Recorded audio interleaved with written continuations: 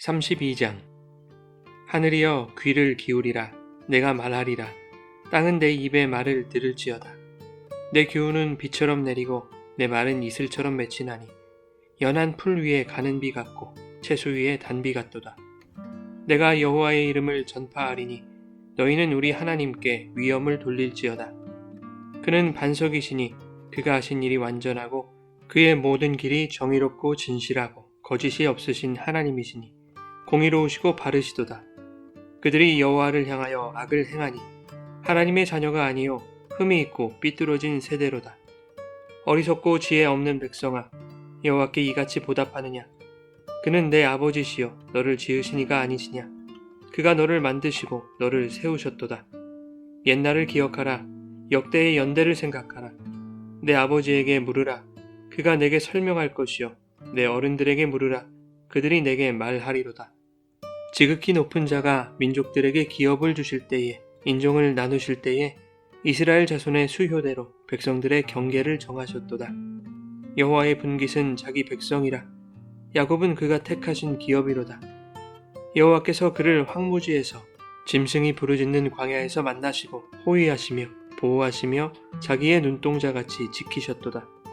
마치 독수리가 자기의 보금자리를 어지럽게 하며 자기의 새끼 위에 너풀거리며 그의 날개를 펴서 새끼를 받으며 그의 날개 위에 그것을 엎는 것 같이 여호와께서 홀로 그를 인도하셨고 그와 함께한 다른 신이 없었도다. 여호와께서 그가 땅의 높은 곳을 타고 다니게 하시며 밭에 소산을 먹게 하시며 반석에서 꿀을, 굳은 반석에서 기름을 빨게 하시며 소의 엉긴 젖과 양의 젖과 어린 양의 기름과 바산에서 난 순양과 염소와 지극히 아름다운 밀을 먹이시며 또 포도즙의 붉은 술을 마시게 하셨도다. 그런데 여수른이 기름짐에 발로 찼도다. 내가 살찌고 비대하고 윤택함에 자기를 지으신 하나님을 버리고 자기를 구원하신 반석을 업신여겼도다. 그들이 다른 신으로 그의 질투를 일으키며 가증한 것으로 그의 진노를 격발하였도다. 그들은 하나님께 제사하지 아니하고 귀신들에게 하였으니 곧 그들이 알지 못하던 신들, 근래에 들어온 새로운 신들, 너희의 조상들이 두려워하지 아니하던 것들이로다. 너를 낳은 반석을 내가 상관하지 아니하고 너를 내신 하나님을 내가 잊었도다. 그러므로 여호와께서 보시고 미워하셨으니 그 자녀가 그를 경노하게 한 까닭이로다. 그가 말씀하시기를 내가 내 얼굴을 그들에게서 숨겨 그들의 종말이 어떠함을 보리니 그들은 심히 패역한 세대요 진실이 없는 자녀이미로다. 그들이 하나님이 아닌 것으로 내 질투를 일으키며 허무한 것으로 내 진노를 일으켰으니 나도 백성이 아닌 자로 그들에게 시기가 나게 하며 어리석은 민족으로 그들의 분노를 일으키리로다. 그러므로 내 분노의 불이 일어나서 스올의 깊은 곳까지 불사르며 땅과 그 소산을 삼키며 산들의 터도 불타게 하는도다. 내가 재앙을 그들 위에 쌓으며 내 화살이 닿을 때까지 그들을 쏘리로다. 그들이 주림으로 쇠약하며 불같은 더위와 독한 질병에 삼켜질 것이라. 내가 들짐승의 이와 티끌에 기는 것의 독을 그들에게 보내리로다. 밖으로는 칼에, 방 안에서는 놀람에 멸망하리니 젊은 남자도 처녀도 백발 노인과 함께 젖 먹는 아이까지 그러하리로다. 내가 그들을 흩어서 사람들 사이에서 그들에 대한 기억이 끊어지게 하리라 하였으나 혹시 내가 원수를 자극하여 그들의 원수가 잘못 생각할까 걱정하였으니 원수들이 말하기를 우리의 수단이 높으며 여호와가 이 모든 것을 행함이 아니라 할까 염려함이라. 그들은 모략이 없는 민족이라 그들 중에 분별력이 없도다. 만일 그들이 지혜가 있어 이것을 깨달았으면 자기들의 종말을 분별하였으리라. 그들의 반석이 그들을 팔지 아니하였고 여호와께서 그들을 내주지 아니하셨더라면 어찌 하나가 천을 쫓으며 둘이 만을 도망하게 하였으리요. 진실로 그들의 반석이 우리의 반석과 같지 아니하니 우리의 원수들이 스스로 판단하도다. 이는 그들의 포도나무는 소돔의 포도나무요 고모라의 밭의 소산이라. 그들의 포도는 독이 든 포도이니 그 송이는 쓰며 그들의 포도주는 뱀의 독이요 독사의 맹독이라. 이것이 내게 쌓여 있고 내 곳간에 봉하여 있지 아니한가. 그들이 실족할 그때에 내가 보복하리라. 그들의 환난 날이 가까우니 그들에게 닥칠 그 일이 속히 오리로다. 참으로 여호와께서 자기 백성을 판단하시고 그 종들을 불쌍히 여기시리니 곧 그들의 무력함과 갇힌 자나 노인자가 없음을 보시는 때에로다. 또한 그가 말씀하시기를 그들의 신들이 어디 있으며 그들이 피하던 반석이 어디 있느냐. 그들의 제물의 기름을 먹고 그들의 전제의 제물인 포도주를 마시던 자들이 일어나 너희를 돕게 하고 너희를 위해 피난처가 되게 하라. 이제는 나 곧 내가 그인 줄 알라. 나 외에는 신이 없도다. 나는 죽이기도 하며 살리기도 하며 상하게도 하며 낫게도 하나니 내 손에서 능히 빼앗을 자가 없도다. 이는 내가 하늘을 향하여 내 손을 들고 말하기를 내가 영원히 살리라 하였노라. 내가 내 번쩍이는 칼을 갈며 내 손이 정의를 붙들고 내 대적들에게 복수하며 나를 미워하는 자들에게 보응할 것이라. 내 화살이 피에 취하게 하고 내 칼이 그 고기를 삼키게 하리니 곧 피살자와 포로된 자의 피요 대적의 우두머리의 머리로다. 너희 민족들아 주의 백성과 즐거워하라. 주께서 그 종들의 피를 갚으사 그 대적들에게 복수하시고 자기 땅과 자기 백성을 위하여 속죄하시리로다. 모세와 눈의 아들 호세아가 와서 이 노래의 모든 말씀을 백성에게 말하여 들리니라. 모세가 이 모든 말씀을 온 이스라엘에게 말하기를 마치고 그들에게 이르되 내가 오늘 너희에게 증언한 모든 말을 너희의 마음에 두고 너희의 자녀에게 명령하여 이 율법의 모든 말씀을 지켜 행하게 하라. 이는 너희에게 헛된 일이 아니라 너희의 생명이니 이 일로 말미암아 너희가 요단을 건너가 차지할 그 땅에서 너희의 날이 장구하리라. 바로 그 날에 여호와께서 모세에게 말씀하여 이르시되 너는 여리고 맞은편 모압 땅에 있는 아바림 산에 올라가 느보산에 이르러 내가 이스라엘 자손에게 기업으로 주는 가나안 땅을 바라보라.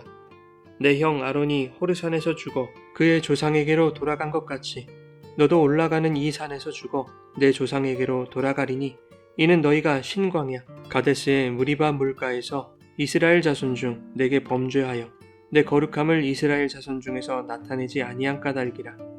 내가 비록 내가 이스라엘 자손에게 주는 땅을 맞은편에서 바라보기는 하려니와 그리로 들어가지는 못하리라 하시니라. 여러분 좋은 아침입니다. 오늘도 말씀의 은혜가 여러분의 삶에 풍성히 임하기를 소망합니다. 32장은 하나님이 모세에게 받아 적게 하셔서 이스라엘 백성에게 가르치게 하신 노래입니다. 31장 19절에는 백성으로 하여금 이 노래를 부르게 하여 이스라엘 자손들에게 증거가 되게 하라고 말씀하십니다.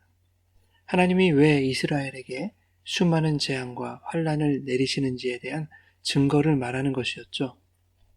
하나님이 굳이 우울하고 어두운 내용을 노래로 만들게 하신 이유는 뭘까요? 아리랑은 오랜 세월 구전되어서 오늘날까지 기억할 뿐만 아니라 요즘 아이들도 부를 수 있죠. 노래가 가지는 교육의 효과가 매우 뛰어나다는 것입니다. 즉, 노래로 무언가를 가르쳐서 후손들에게까지 기억되게 하시려는 것이죠. 그렇다면 무엇을 가르치시려는 것일까요? 하나님이 패역한 이스라엘을 버리셨다는 것을 교훈하시려는 것은 아닐 것입니다. 이미 버린 자들에게 뭔가를 가르친다는 것 자체가 의미 없는 일이기 때문이지요. 오히려 노래의 마지막은 하나님이 자기 백성을 속죄하실 것이라는 내용으로 마무리됩니다. 43절에 이렇게 말씀하죠. 너희 민족들아 주의 백성과 즐거워하라. 주께서 그 종들의 피를 갚으사 그 대적들에게 복수하시고 자기 땅과 자기 백성을 위하여 속죄하시리로다. 하나님은 장차 이스라엘에게 임할 환란을 노래로 부르게 하심으로써 재앙의 원인이 무엇인지 분명히 알고 그 저주의 길에 서지 않게 하시려는 것입니다. 그런가 하면 이미 노래에서 말하고 있는 그 재앙을 겪고 있는 세대라면 이 노래를 통해서 자신들의 죄를 깨닫고 회개하여 하나님께 돌아오게 하시기 위함이죠. 또한 재앙 이후의 세대들은 그들의 조상들에게 임한 재앙이 하나님이 예고하신 심판대로 이루어진 것임을 그들에게 전해져서 그들의 입으로 부르고 있는 이 노래를 통해 확인할 수 있게 되는 것입니다. 말씀하신 것을 반드시 행하시는 그 하나님의 신실하심과 공의로우심을 확인하게 되는 것이죠. 그런데 이 노래가 저주의 내용만을 담고 있는 것이 아니라 노래 초반에는 하나님이 자기 백성에게 어떤 은혜를 베푸셔서 인도하시는 분인지, 그리고 노래의 마지막에는 자기 백성을 속죄하실 것에 대한 내용을 포함시키심으로 하나님은 저주받아 멸망당할 인생들을 포기하지 아니하시고 자기 백성들을 그들의 죄에서 건지시는 분임을 말씀하고 있는 것입니다. 그러니 말씀하신 대로 재앙을 내리신 하나님께서 말씀하신 대로 자기 백성을 구하실 것에 대한 소망을 갖게 하시는 노래인 것이죠.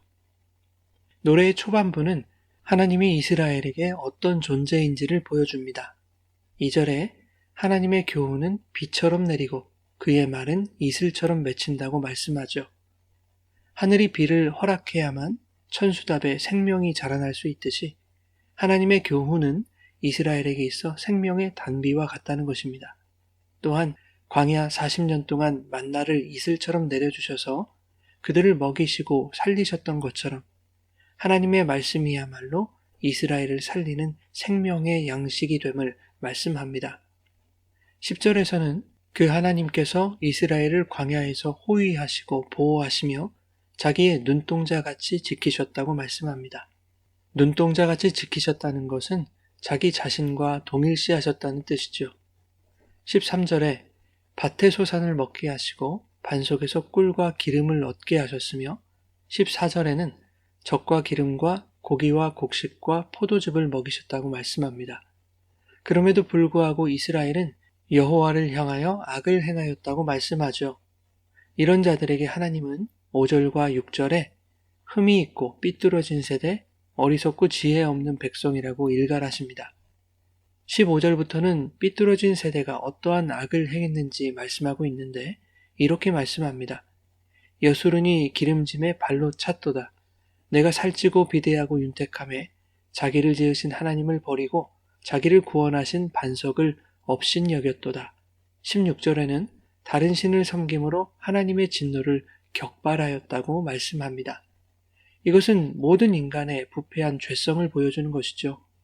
물질적 풍요와 윤택함 자체를 악으로 규정할 수는 없지만 부정할 수 없는 진리는 기름짐은 비대함으로 이어진다는 것입니다.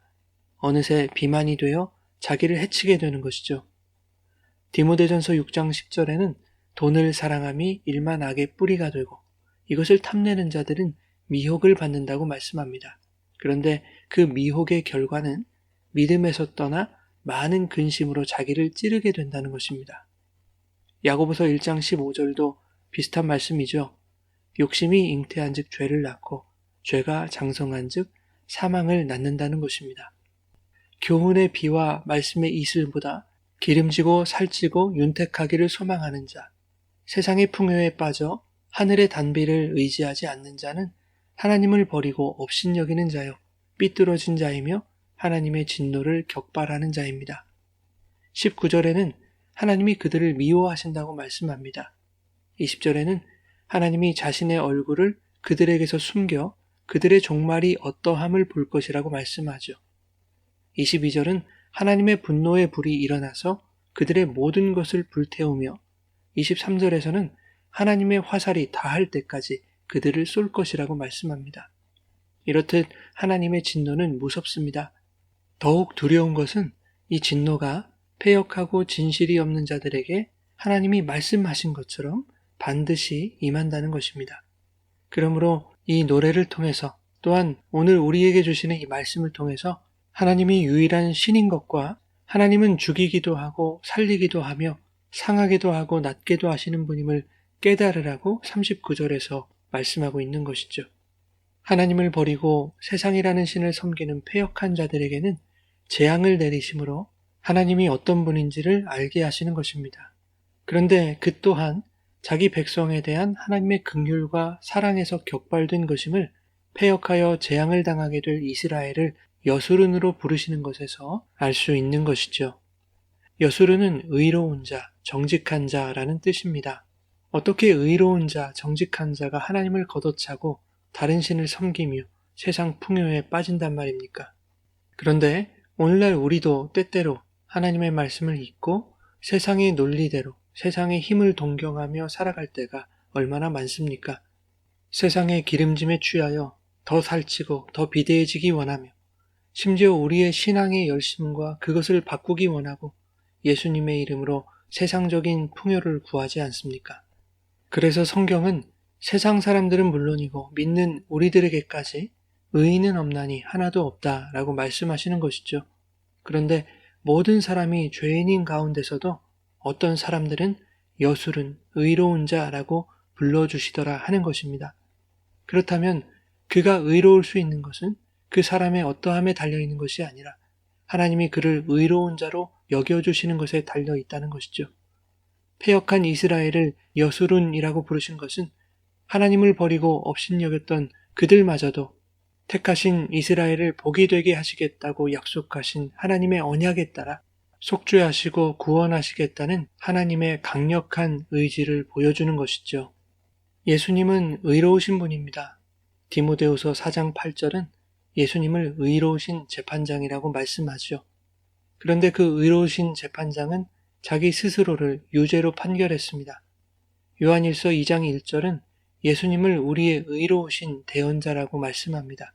그런데 만일 우리가 죄를 범하여도 하나님 앞에서 우리의 대언자가 되어주신다고 말씀하죠. 예수님이 죄인들을 변호하시고 그들의 죄를 자신에게 전가하신 것은 그분의 이름이 자기 백성을 그들의 죄에서 구원할 자 예수이기 때문입니다. 고린도후서 5장 21절에 의하면 하나님은 죄를 알지도 못하신 예수님을 우리를 대신하여 죄로 삼으셨습니다. 그 이유는 우리로 하여금 예수 안에서 하나님의 의가 되게 하시기 위함이었습니다. 즉 여술은 의로운 자들이 되게 하시기 위함인 것이죠. 사랑하는 여러분, 주님은 오늘도 우리를 부르십니다. 죄 있는 자들아 이리로 오라. 너희를 너희 죄에서 구원하실 주 예수 그리스도 앞에 오라고 부르십니다. 우리의 삶에 문제가 있거나 은밀한 죄를 지었거나 영적인 침체가 있거나 인간적인 오해 때문에 상처를 주고받았거나 상하고 괴로운 재앙 같은 시간을 지나고 있다면 이 시간 여호와를 기억하고 돌아오라고 부르시는 주님의 음성을 들으시기 바랍니다. 그리하여 듣고 나오는 자들을 꾸짖지 않으시고 내 아들 여술은이라고 부르시며 새 옷을 입혀 의로운 아들로 삼아주시는 아버지의 너른 품에 안겨 위로받고 회복되는 기쁜 날이 되시기를 예수님의 이름으로 축원합니다.